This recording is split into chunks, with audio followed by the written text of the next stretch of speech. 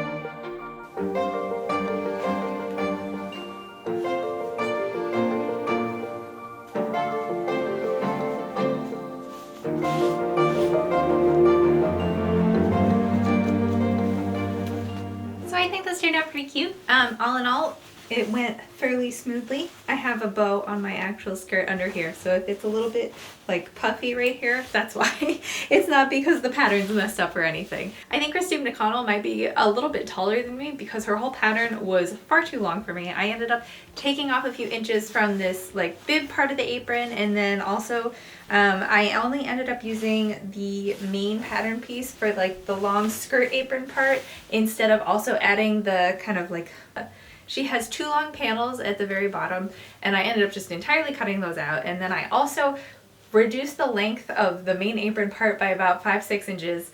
So I think I cut maybe like 10 inches off of this whole pattern, and it looks like it falls about where it falls on her. It falls about where it falls on her, which is like a little bit below the knee or for the very point. So I don't know if she's just a lot taller than me or what's going on, but I had to take a lot of length off of this. So that's probably something you'll have to do if you're fairly average height.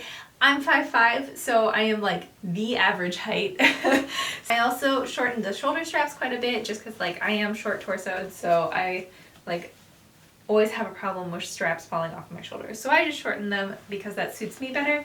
I replaced the back. She has like a little waistband closure. I replaced it with a bow because I thought that would be cute, and also because I didn't feel like sewing closures on my stuff. I also wanted it to be a little bit adjustable because sometimes I like wearing big fluffy sweaters, so wanted it to fit over a variety of clothing. Other things that I changed, I obviously did different embellishments than her. She does some embroidery on like a little extra panel right here, and then I did a bias binding on a bunch of the edges that she definitely did not do. But that's just kind of down to a different in aesthetics. She was going for more of like the elegant spooky grandma vibes, and I'm going more for goth vampire vibes, I guess. I did find her pattern to be a little bit difficult to follow. It doesn't come with any explicit instructions, so if you're a beginner sewer, this might not be the best first project for you. I think once you have kind of a grasp of how things to go together and kind of intuit it, then this might be better for you because she really just provides the pattern pieces, and some of the pattern pieces are a little bit weird. Her pleating pattern didn't make a lot of sense to me, so I kind of made my own up. And her video where she shows the process is less of an instruction video and more of a this is how I made it with some steps skipped over. For a beginner, probably not the easiest project, but it was a really good starting point for me. I think it made a really cute apron. I would rather have just used someone else's pattern than create it myself, so this actually did exactly what I wanted it to. I think for someone who knows how to sew and is used to piecing patterns together and maybe not having to follow every single step exactly, then this is a really good pattern for you. If you're a beginner and you kind of need your hand held a little bit more, which is like, no judgment, we all start there. But if you need your hand held a little bit more during the sewing process, then you probably either want to get guidance on this from someone who does know how to sew a little bit better. If you do this and have any questions, please feel free to ask me. That is why I am here on the internet. But if you are trying to just figure it out yourself, then maybe start with something that does have a little bit more explicit instructions than this. Is this framing really bad? Probably.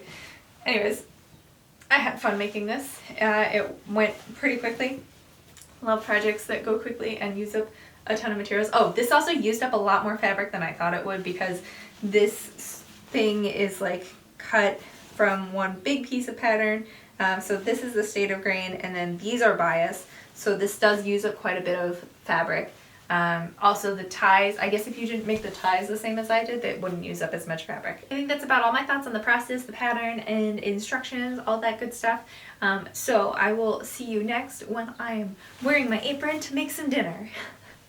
You gonna help me cook? Nope, you wanna get down. Okay, bye-bye. Okay, so for dinner, we're making, what is this? Pan-seared top sirloin steak with loaded baked potato. This is from Gobble. This is not sponsored, we just like Gobble because I'm lazy, so Gobble helps me with that. I'm making steak and potatoes. The potatoes that came with this already went bad, so we're using mini potatoes. So we'll have mini baked potatoes. We'll see if that actually works. Great. Okay, let's start.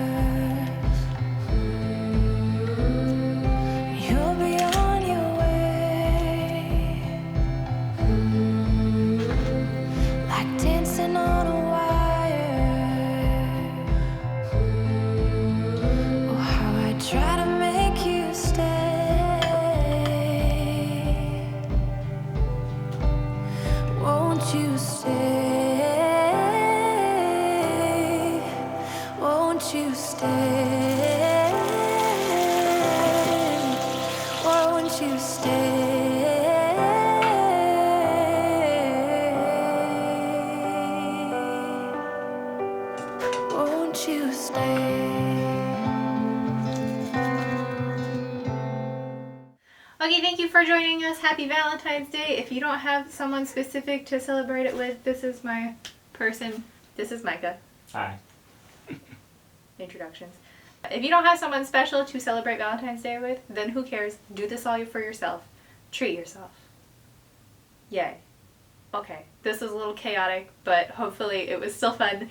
And thanks for joining us. I'm going to eat my food now, so goodbye.